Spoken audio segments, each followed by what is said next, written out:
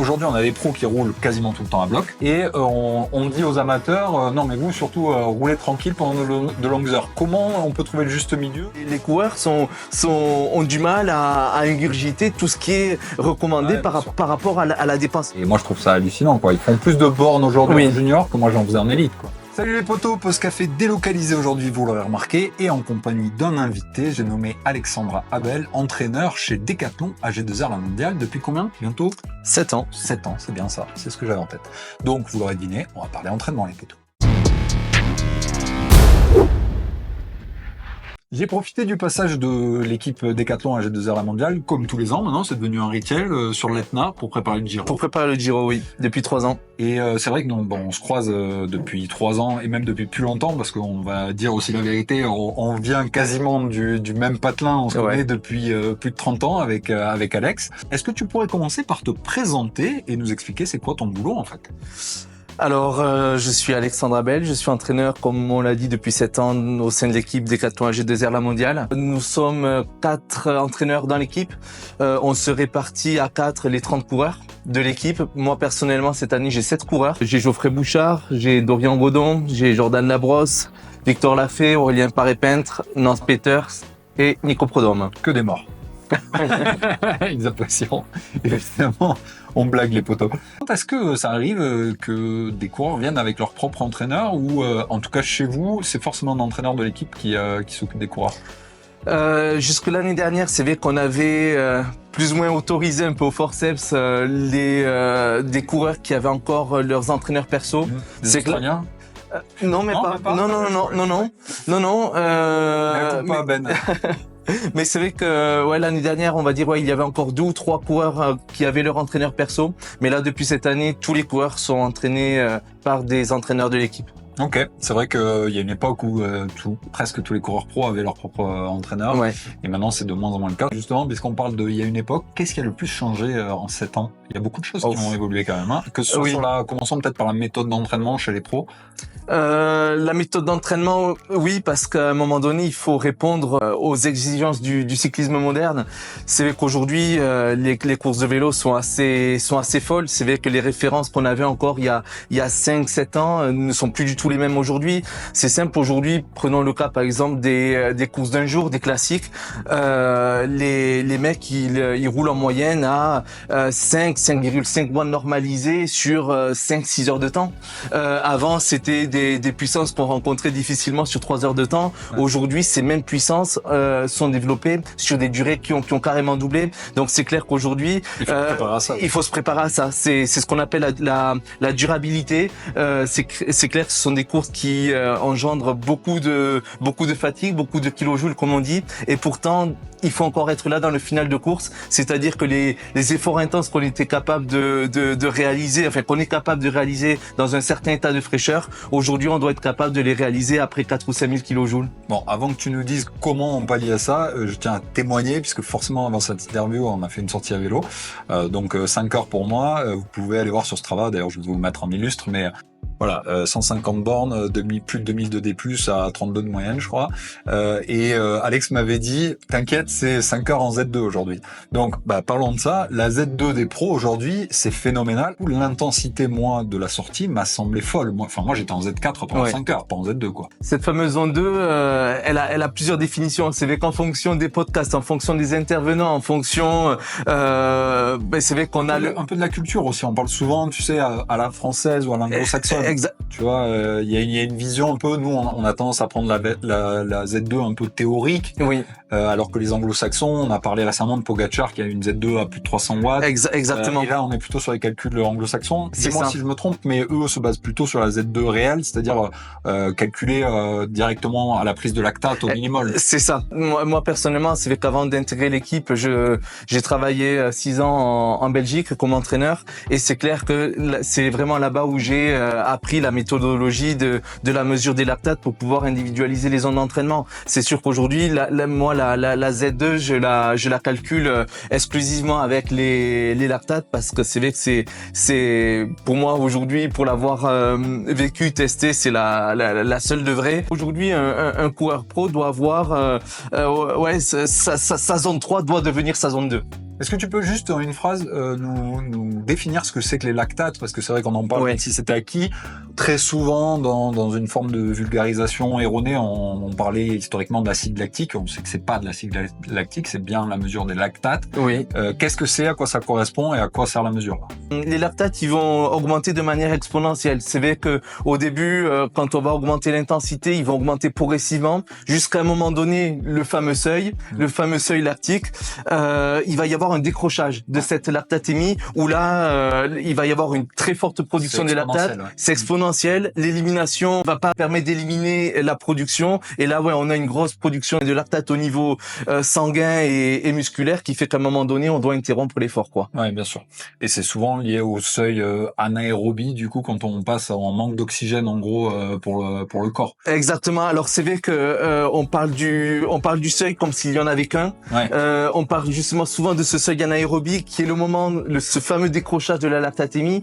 Mais aujourd'hui, finalement, encore une fois, dans ce cyclisme moderne et dans ces logiques de durabilité, presque le seuil aujourd'hui le plus important à développer, c'est le premier seuil, le seuil aérobie. Ouais. Le seuil qui va justement définir un peu cette limite zone 2, zone 3 et justement c'est presque plus important de développer ce premier seuil et paradoxalement c'est pas le plus dur à développer et finalement en le développant c'est vraiment lui qui va permettre de gonfler un peu la cylindrée du moteur et de simplement mécaniquement développer le deuxième seuil et même la VO2. Après on le voit chez les pros qui sont super entraînés, les deux seuils en fait sont très proches. Oui. Ils ont tendance justement ce premier seuil aérobie. C'est ça. Du coup, ils ont tendance à le repousser tellement qu'ils se rapprochent du seuil anaérobie, ce qui leur permet de maintenir des rythmes fous justement pendant de très longues heures. Pour résumer justement le fait de parler des amateurs, j'ai l'impression qu'on fait beaucoup de grands écarts en termes d'entraînement aujourd'hui parce qu'on passe notre temps à dire aux débutants en vélo, il vous faut faire de longues heures de selle en zone 1 et zone 2, donc à faible intensité. Et d'un autre côté, on voit, et j'en suis témoin aujourd'hui, que les pros roulent de plus en plus vite également à l'entraînement. Alors on te dit oui, Pogacar, il passe 80% de son temps en zone 2.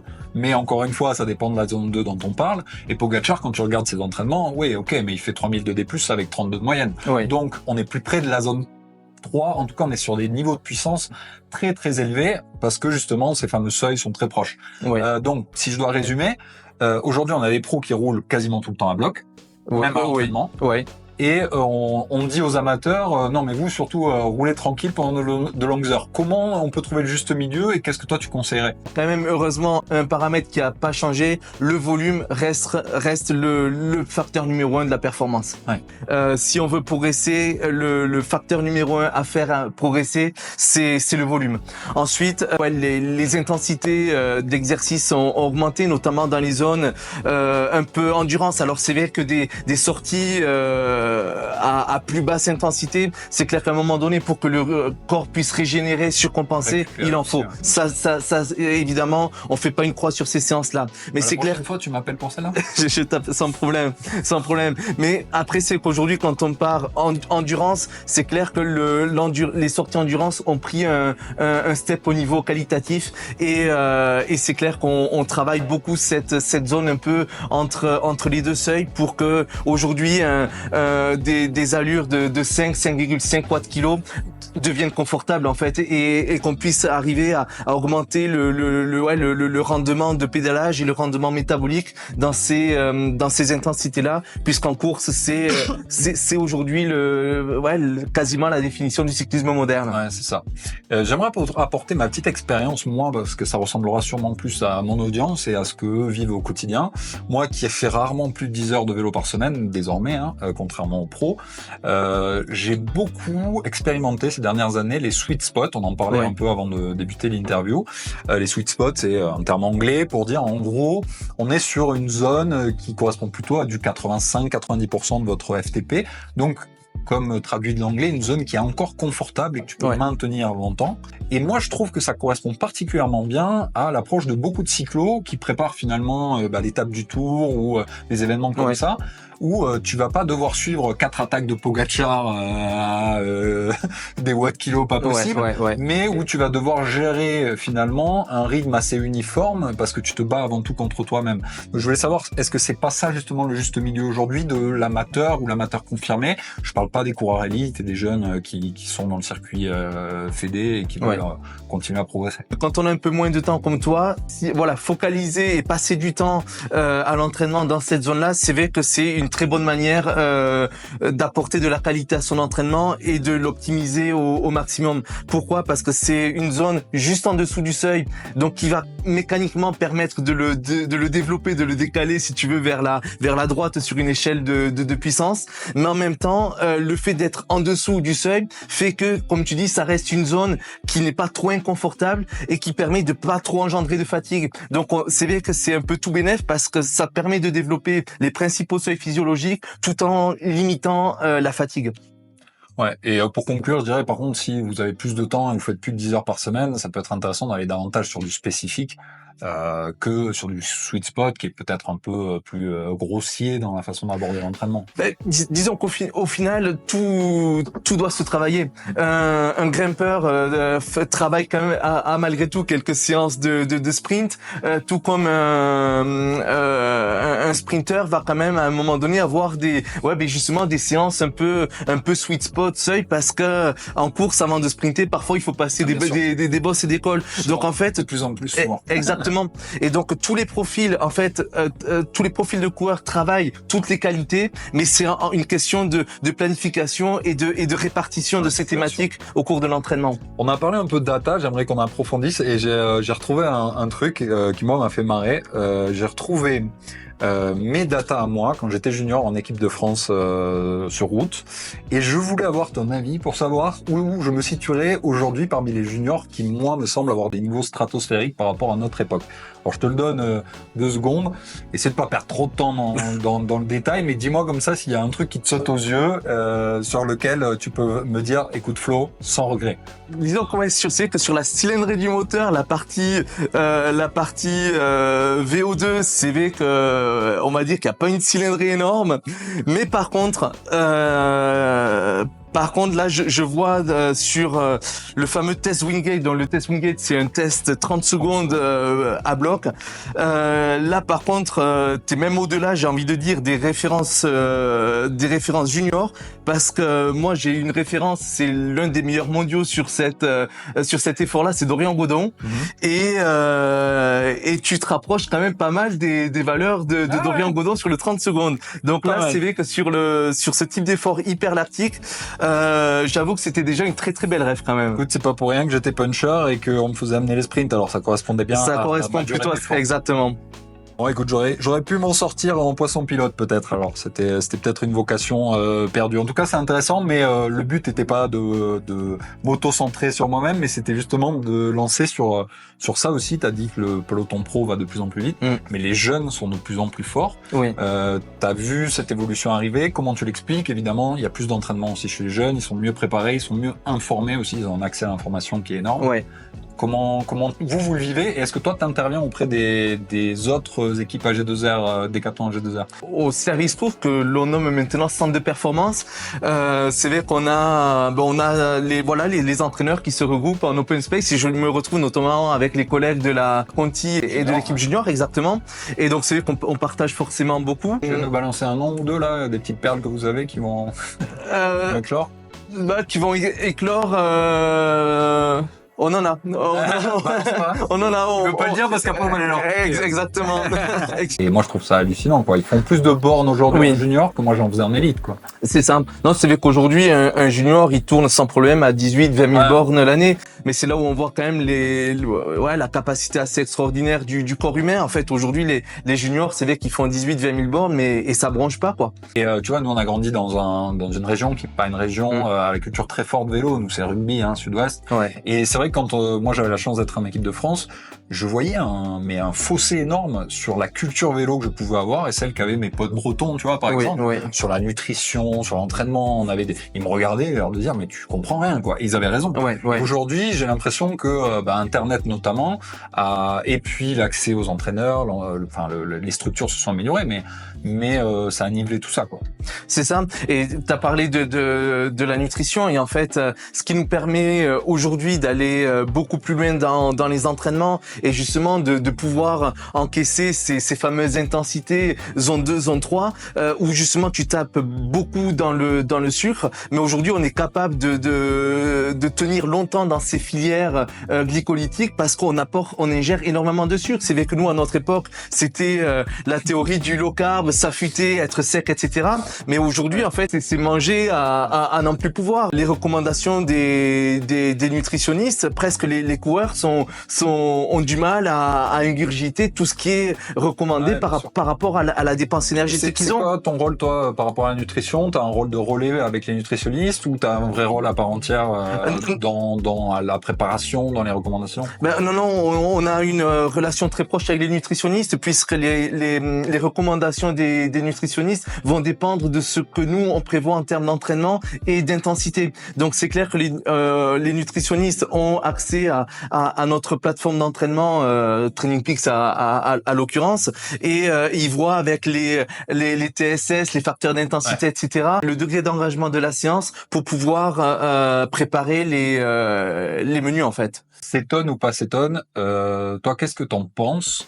Et d'un point de vue d'abord scientifique et ensuite d'un point de vue éthique. D'un point de vue scientifique, c'est vrai que les cétones, si je me trompe pas, c'est un corps gras assez complexe. Donc c'est ni plus ni moins qu'une source d'énergie. Maintenant, les cétones sont quand même produits de manière endogène lorsque le corps est dans un stress très intense, et notamment après une longue période de jeûne. C'est vrai que apporter des cétones de manière artificielle, alors que le corps le produit lorsqu'il est vraiment en état de grand stress, c'est vrai quoi sur le long terme, quelles conséquences ça peut avoir sur l'organisme. Donc sur la partie éthique, disons qu'on n'a pas de recul là-dessus, et est-ce que c'est un danger tout ça? Aujourd'hui on sait pas, et c'est vrai qu'en termes d'éthique, la question peut se poser, même si en soi on va dire le composant lui-même ne paraît pas bien méchant, quoi. Par rapport aux autres un peu nouveautés dont on parle fréquemment, on a vu que maintenant il y a de plus en plus de capteurs de la température corporelle. Est-ce que vous l'utilisez? Qu'est-ce que tu en penses? Et est-ce que ça apporte quelque chose d'intéressant pour le futur, pour monitorer les coureurs? Voilà, une data qui a plus ce titre informationnel, parce que c'est clair que voilà, on sait que plus tu peux pas appuyer sur un bouton et la faire baisser. Exactement. Donc finalement, j'ai plus envie de dire les capteurs de température vont plutôt nous servir peut-être en collaboration avec les manufacturiers textiles, etc., pour avoir qui permettent de plus respirant, etc. Parce que c'est des couleurs plus claires, on en parle souvent, mais exactement, avoir des casques blancs plutôt qu'un casque noir, on sait que c'est très important. C'est clair que la thermorégulation est aussi un paramètre important de la performance. C'est avec l'effet un peu cocotte minute trop couvert, on va être vraiment bridé dans les intensités et pas pouvoir développer d'intensité. Donc finalement le capteur, j'ai envie de dire, va plutôt être un outil intéressant pour les entraîneurs et les ingénieurs des manufacturiers textiles, pour justement pouvoir avoir des vêtements respirants pour pouvoir optimiser la thermorégulation, étant donné que c'est un facteur de performance aussi, quoi. Est-ce que tu auras un conseil à donner pour progresser en montagne quand on habite en Belgique, par exemple, et au plat pays, et on n'a pas la possibilité de faire des exos de 20 minutes en montée comme ça? C'est souvent une question qui revient. Alors moi j'ai 2-3 techniques, notamment Pierre Roland qui m'en a donné une parce qu'il a vécu longtemps à Orléans et on peut pas dire que ce soit une région montagneuse, et qui lui utilisait pas mal l'home trainer aussi pour simuler la position sur l'élevant l'avant, voilà, avec des exercices. Mais on peut parler de la ronde de l'Isard qui nous est chère à tous les deux, qui est l'une des courses de détection les plus internationales les plus reconnues chez les jeunes. C'était pas rare de voir arriver des Belges qui avaient jamais vu une montagne et remporter la ronde de l'Isard où se retrouver dans le top 10. Donc on peut peut progresser en montagne, être de très bons grimpeurs sans jamais avoir vu un col du Sali. Ouais, tout à fait. Et après, il y a quand même un côté biomécanique dans tout ça. Donc c'est vrai que l'astuce de Pierre Rolland de surélever un peu la roue avant sur l'entraîneur, c'est pas bête du tout parce que c'est clair que en termes on peut très facilement reproduire les intensités dans un col. Comme tu disais, sweet spot, un peu allure seuil, ça c'est pas un souci. Mais il y a quand même le côté reproduction de la mécanique du pédalage avec l'effet pente. Et c'est vrai que ouais, en surélevant la roue avant du home trainer, c'est une technique ou alors enfin à un moment donné, c'est vrai qu'il faut quand même arriver à retrouver un petit peu ce coup de pédale en montagne. Alors ce qui est rassurant, c'est que ce coup de pédale, on peut le retrouver très vite, mais c'est clair qu'à un moment donné, ça nécessite de monter quand même quelques cols. Mais si je veux dire, il suffit de trois séances en montagne pour assez vite retrouver le coup de pédale. Et ce coup de pédale, il est quand même important pour pouvoir retrouver un peu d'aisance en col, quoi. Tu sais, ce que j'ai trouvé le plus intéressant dans ce que m'a dit Pierre, c'est que il était réputé pour amener toujours de la bracasse et avoir vraiment cette cadence assez faible par rapport au cyclisme moderne. Justement, on prône une cadence très élevée, en particulier en montagne, parce que tu me contrediras pas, ça permet de maintenir des efforts sur de plus longues distances et durées. Ouais. Et lui, son analyse, c'est que c'est justement parce qu'il essayait de simuler les efforts en montagne sur le plat qu'il a développé une cadence faible, parce que sur le plat, comme t'as pas la résistance de la montagne, t'es obligé d'amener plus gros, plus de braquet, c'est ça. Et voilà, je trouvais ça assez intéressant. Oui. Donc bon, voilà, c'était pour conclure sur le débat de la simulation de l'effort en montagne. J'ai une dernière question pour toi d'ailleurs avant de conclure, pour ouvrir un peu le débat. On parle beaucoup d'intelligence artificielle dans le monde en général. Est-ce que c'est une réalité dans l'entraînement déjà? Si oui, dans quel domaine? Et comment tu vois le futur avec ça dans l'entraînement? Est-ce que t'as peur pour ton boulot? Alors c'est marrant, non, j'ai une collègue dans l'équipe qui s'occupe de tout ce qui est logistique, etc., qui fait du triathlon, qui était en convalescence et qui avait pas osé me demander quelques conseils, etc., parce que je suis pas mal pris, on va dire, et qui m'a montré sur ChatGPT. Elle m'a montré parce que finalement j'avais même pas osé voir la puissance de cette intelligence artificielle. Et donc elle m'a montré comment s'entraîner après une luxation acromio-claviculaire pour préparer un triathlon que j'ai dans 4 semaines, etc. J'ai lu ce qu'a répondu ChatGPT et c'est bluffant. C'est vraiment bluffant et c'est flippant. Mais de là à flipper pour le métier d'entraîneur, ça m'inquiète pas parce que c'est clair qu'il y a la puissance des data, mais il y a la puissance de l'humain et de cette relation entraîneur-entraîné et du poids des mots aussi. On parle beaucoup, tu vois, de la santé mentale des coureurs. Oui. Toi, est-ce que c'est quelque chose que tu as l'impression de gérer aussi? Est-ce que t'échanges beaucoup sur leur ressenti, sur comment ça se passe au quotidien en fait? Est-ce que il y a des coureurs qui s'ouvrent plus que d'autres, j'imagine, mais est-ce que il y a une forme de protocole, de rituel? Tu leur demandes de remplir quelque chose sur leur ressenti mental plus que physique? Moi, je suis très humain. C'est vrai que chaque entraîneur a un peu sa spécificité, son profil. C'est moi personnellement, je suis, on va dire, reconnu pour la proximité que j'ai avec les coureurs, avec l'échange que j'ai. C'est vrai que mes journées sont quand même assez complètes parce qu'évidemment, je passe une partie de mes journées à analyser les entraînements, les datas qu'ils ont produits, mais systématiquement, tous les jours ou tous les 2 jours, je les ai au téléphone. C'est hyper important pour moi. C'est hyper important pour eux. Je sais que c'est très apprécié de leur part, mais je passe énormément de temps au téléphone avec les coureurs pour parler de la séance, pour parler de leur ressenti et parfois de sujets qui leur font du bien aussi d'être traités, quoi. C'est intéressant, mais est-ce que il n'y a pas quelque chose du coup qui est standardisé justement pour ce suivi-là, pour mesurer un peu et prévenir peut-être un coureur qui irait un peu moins bien? Oui, alors, si. Alors c'est vrai que nous dans l'équipe on s'est entouré de préparateurs mentaux, mais aussi et carrément c'est même un corps médical. C'est pas des psychologues, c'est un psychiatre. Okay. Vraiment, on a un psychiatre dans l'équipe depuis 2 ans et c'est clair que pour tout ce qui est santé mentale, on s'est vraiment entouré de ce corps de métier là. Il a des entretiens réguliers avec les coureurs pour justement détecter à un moment donné toute fatigue mentale, voire burn-out, quoi. Ok, super. Ben, merci Alex, on est allé au-delà du temps que je m'étais fixé parce que c'est passionnant. Enfin, en tout cas, moi, j'adore échanger sur cette thématique. Dites-moi d'ailleurs en commentaire ce que vous avez pensé de cet échange. Si vous avez des questions pour une future rencontre, pourquoi pas. Si on a plein de questions, on pourra faire un épisode 2. Et puis, en conclusion, est-ce que tu voudrais nous dire, je sais pas, un peu de bon sens, quelques piliers à garder à l'esprit quand on s'entraîne à vélo? Tu l'as dit, c'est le bon sens. Quand on cherche à s'améliorer, développer des paramètres physiques, développer les seuils, développer sa cylindrée, développer la VO2, et finalement on en oublie ce que la demande et l'exigence des courses. On en oublie tout simplement le fait, par exemple, vous voulez préparer une cyclo, mais qu'est-ce que la cyclo, qu'est-ce que ça va être et simuler finalement ce qui vous attend, c'est peut-être la chose la plus conseillée. C'est le bon sens, comme tu dis. C'est le bon sens. Super, merci Alex encore pour cet échange, j'ai trouvé ça hyper intéressant. Bon, ça va pas me faire progresser, ni regretter ma carrière manquée chez les pros, mais je suis quand même content de savoir que j'avais quand même un petit facteur qui était pas inintéressant, même encore aujourd'hui. C'est vrai. Les potos, n'hésitez pas à commenter, participer à ce grand débat, et puis on se retrouve bientôt pour une nouvelle pause café. D'ailleurs, il est temps que j'aille prendre la mienne parce que je commence à piquer du nez là après ces 5 heures. Allez, salut! Et vive l'Ariège. Ah oui.